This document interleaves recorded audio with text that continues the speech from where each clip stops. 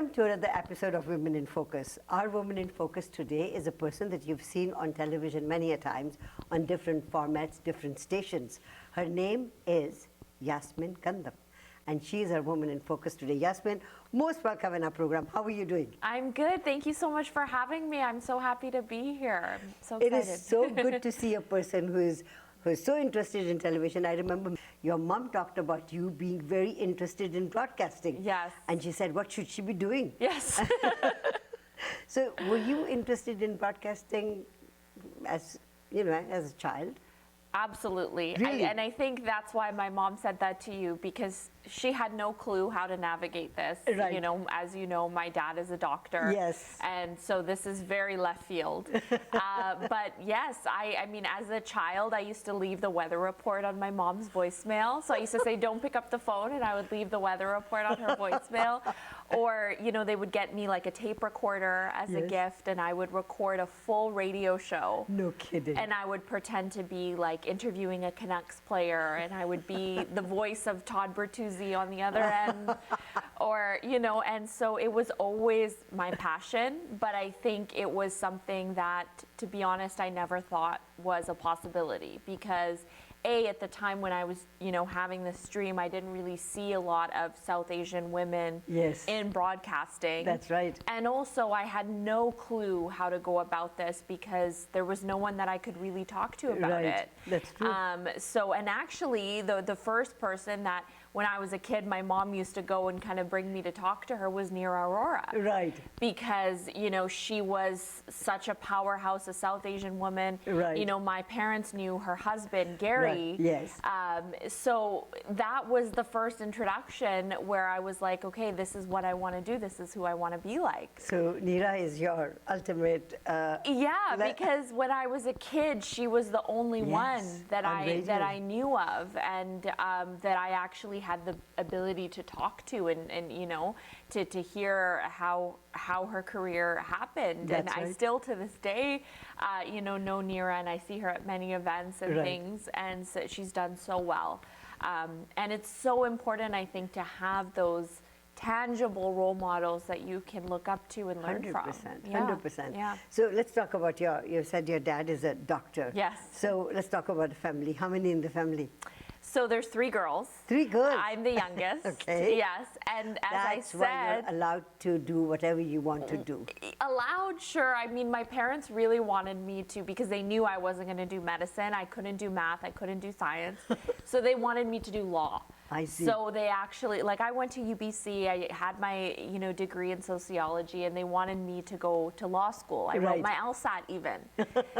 But it was not what I wanted to do, and so I really had to just kind of convince them, give me a chance. If I don't succeed, I'll do what you want me to do, but give me a chance. And I was very lucky that, you know, my career happened, and I was able to prove that I could do this. So you said you're the youngest, so Yes. you have 2 older sisters. Yes, and they're both doctors as well. So I am, you know, I always say I'm like the black sheep of the family, but it's not so much that. I think it's, I was always different. I always had different interests. I was always very creative. I was interested in arts. You know, I was in musicals in high school. I was singing in high school. I was a yearbook editor.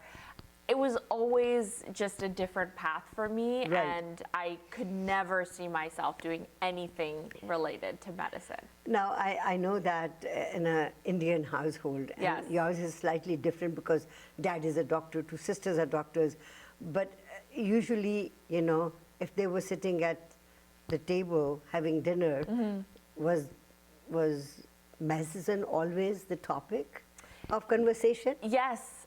Definitely. Yeah. I mean, I think it was, we would always hear about, you know, Dad's day at work, and it was a lot about that. And also in our community, so many kids go into medicine. That's right. Right? I think it is so common. I remember, the story always comes up for me. I remember I was at a party or a gathering or something, and there was an auntie, and she was talking to me, okay, what are you doing? And I said, you know, I'm currently at UBC, I'm studying sociology.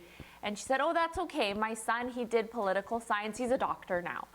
So it was always kind of this expectation that no matter what you do, you'll end up there. Yeah. But I knew that that could not be the case for me.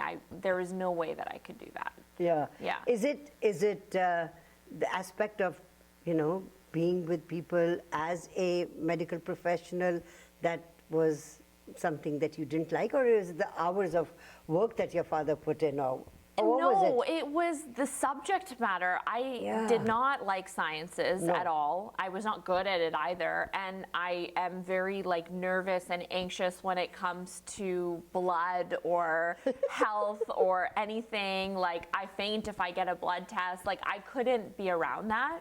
No.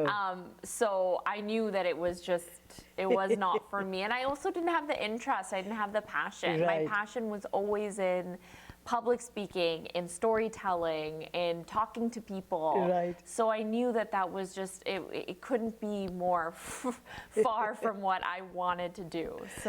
So as a child, you must have been one of those dreamy, in your dream world. Yes. And imaginary world. Like you said, you had your tape recorder and you would record a whole show. Exactly. And I would get all of my friends involved in it too. When I was a kid, I would do fake kind of news programs. So I would set up a table, print out scripts, and I would have a towel as a backdrop behind, and I would make my friends do it too. I would record them giving the news, or I would give the news, or I'd interview them, and they would all get brought into it too. I would make music videos with them, and I would edit them on iMovie. I thought it was so fun to edit things on iMovie, and I never knew that would be my career, was to be editing stories, So it definitely came full circle, but I was always a very creative person. So who was the first place where you did your practicum?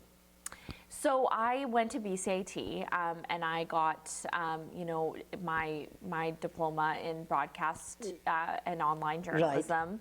And I graduated during the pandemic. So we finished the year remotely, which was very, very difficult. And there were many people in my Stressful. program who chose different paths, because so difficult to get a job at that time. Yes. And so the first place that I worked was at Connect FM in Surrey. Yes. I was hosting an evening talk show there from Monday to Friday. And it was very different than what I had envisioned. I thought I would be in Western journalism, because that was the plan, and that's what I was lined up to go to Toronto and do an internship there. Right. But everything got canceled. It was the pandemic, and so that's where I started. And it was actually an amazing experience, because I got to talk to a lot of people in our community about issues that are very controversial. I talked about substance use in the community. I talked about why is it so important to have a boy? Why do people prioritize sons over daughters? And the callers that I would get in, that they would feel comfortable to share their story. I thought that was so amazing, and that I was able to kind of be that platform for them. Right. So it was actually a really great experience, even though at the time I was very disheartened that, so many of my opportunities got canceled. I think it all worked out for the best. There's always a reason for everything happening in your life. Yeah. I'm going to take a short commercial break and come back. Okay. And take you further in your career, because you've done so many different things. Did you go? I know you went to Toronto as well. But let's take a break and come back. Yasmin is a Woman in Focus today. Don't go away. We'll be right back. Welcome back to Women in Focus. Yasmin Gandham is our Woman in Focus today. So Yasmin, pandemic, and that was a very difficult time for all of us, right? I mean, those 3 years have, melted into one memory, which is not a very good memory. So for you to finish your program at that time and being disheartened, not being able to work anywhere, must have been very difficult. It was really difficult, and I think when I would talk to people from my program as well, they were so disheartened, and they said, maybe this isn't going to be possible. And a lot of people in my program didn't go into broadcasting. They either went to pursue further education or they went into communications and public relations, because it was so difficult as it is to get a job in this industry. But then when you add on this layer of, we're in lockdown, the economy is suffering, people aren't hiring, it was almost impossible. And so I was actually, looking back, very fortunate that I was able to even get an opportunity, although it was different than what I had envisioned as my first job outside of broadcasting. I think it was so instrumental in me finding my voice and issues that I care about, and realizing that it was so important for me to be a voice for marginalized communities and to speak, for them, and be an ally. Broadcasting has got different mediums. Radio started, and then television came up, and now it's social media. You're a child grown up in the social media era, right? So that must have come very easily to you. Yes, for sure. I think that element of it is something that I've been so accustomed to. Right. But it's changed so much, and I think I have not always, because even when I was in high school, we never really used social media. No. It's still new. Yeah. And I think the way that people use it, and also the way that people digest their news on social media, That's right, has changed so much. Yeah. So that has definitely been something that I've had to learn. So radio and television, two different mediums, although they do almost the same thing. Television, of course, is more visual. Yes. Radio being, you have to be very creative to be in radio, to make people believe that you are, somebody a persona that you build up, right? Right. So your interest in broadcasting was primarily for radio or television? Because I would think that television probably attracted you more. Yeah, it was always television, but I started my career in radio. In radio, yes. Because after I went to Connect FM, Yeah. I worked at News 1130, which is now City News. Yes. And I was actually doing their overnight national broadcast. So Friday Okay. and Saturday, I was working from 10 p.m. to 6 a.m. Holy mackerel. Yeah, so it was hard. It was very difficult. But again, like I paid my dues. Yeah. I worked my way up, and then I started as a full-time, reporter for News 1130. Right. So I was reporting, I was anchoring, I was producing. So, and that was where I started my career, and was in radio. And it is an amazing medium because it is there every time you need it, right? TV is very different in that it takes a long time to, produce one story, and, you have TV broadcasts at 6 p.m. or a late broadcast, whereas Right. radio is, I was just listening to News 1130 driving in, Yes. Today. It's on all the time. Yes, it is. And, It's current. It's very current, Yeah. and you're able to put something out like this, right? Whereas with TV, you need all of these different elements. So it is a very different medium, but the message is the same. Yes. We are reporting on what's happening, and we're giving people, news that they can rely on and trust. So has news been the main focus for you, or storytelling? So I mean, say for example, you were given a program on television, said, okay, we give you, 10 minutes. I mean, television is about 5 minutes, and our kids only want to see 7 seconds. Right. What would you choose to do? That's a really good point. I think for me, the beginning was always storytelling. Yeah. I think it didn't really necessarily stem from news, but I loved when I would go to any event, or I would go anywhere and I would meet people, I would always find out their story. Even my parents' friends, who are much older than me, I would want to find out. So how did you meet? How did you come to Canada? I wanted to know their whole story, because I feel it's so interesting.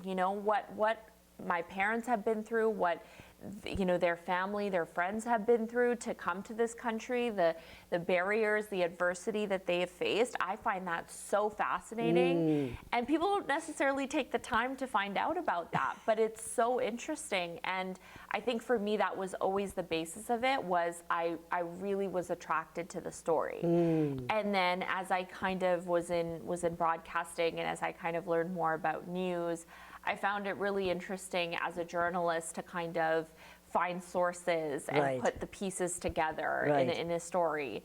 And so I think, my interest kind of grew and evolved as I became more immersed in the profession. Reporters that I've worked with and myself, I think we do a very good job at making sure that the story is told from all angles. I think the fake news comes from the fact that there is a lot of news out there that is not verified. It's or easily not available. Trustworthy. And social media does play a big role in that. People go on Instagram or on X, formerly known as Twitter, and they see all of these, clickbait headlines, but they're not verified. They're not vetted in any way, and that gets put out as news. And so we have to be very careful, and this is why I know a lot of people get their news on social media because it's so readily available. I go on social media for tips and for breaking alerts, but you have to verify it. And I think as the average person is not doing that. They're seeing this as news and what they can trust. And that is what we have to be so careful about, because it is not. There's so many things out there that are not, verified. They're not reliable news sources. And that's why I think that TV news or radio news local news is so important, because although it maybe doesn't have the same reputation as it used to, it is, news that you can trust. Yeah, better than social media. Yes, absolutely. Yeah. I'm going to take another short break, but come back and talk to you about young people hop from job to job to job. Why? But let's see your point of view on that. We'll be right back. Yasmin Gandham is our Woman in Focus today. Don't go away. We'll be right back. Welcome back to Women in Focus. Yasmin Gandham is our Woman in Focus today. So I left you by saying that young people believe in hopping from job to job. There was a time when you started a job and you ended in that job. Why do young people just hop from job to job to job? Well, I can't speak for all young people, but for myself, I think it was because I wanted to grow my career, and I wanted to learn, and I wanted to grow my expertise, my skill set. I knew for me the goal was always television, so I started in radio, but I didn't want to end in radio. Right. So the opportunity came when I was at News 1130 to go in the Okanagan and work at Global.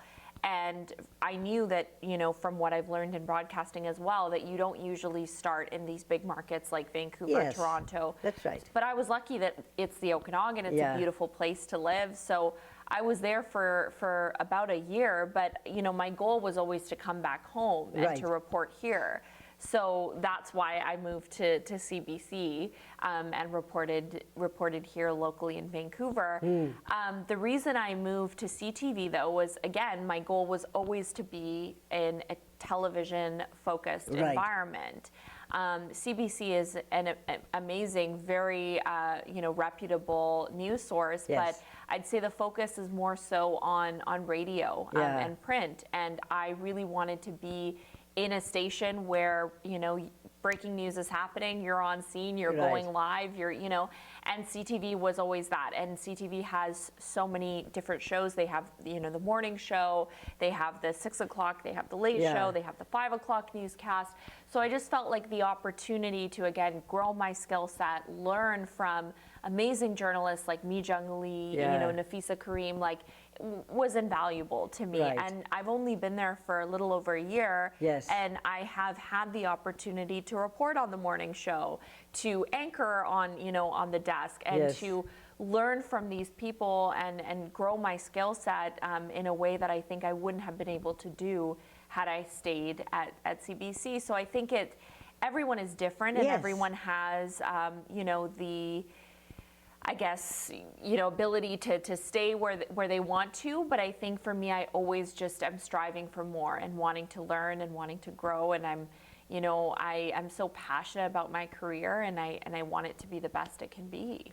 Anybody significant in your life at the moment? No, not at the moment. I can be transparent and say that. And to be honest, I think as I hear from a lot of young women like myself, it's very difficult to meet someone Like-minded. like-minded, and someone who isn't, I guess, I don't want to say threatened, but isn't intimidated by a woman who is successful, who is driven by work, someone who wants to maintain that. I don't want to be somebody who is, just kind of staying at home, and there's nothing wrong with that. Yes. I think that's also a job, and that is also something that takes a lot of hard work, but I'm so passionate about my career. I've worked so hard to get to where I am, That's so right. I don't want to give that up.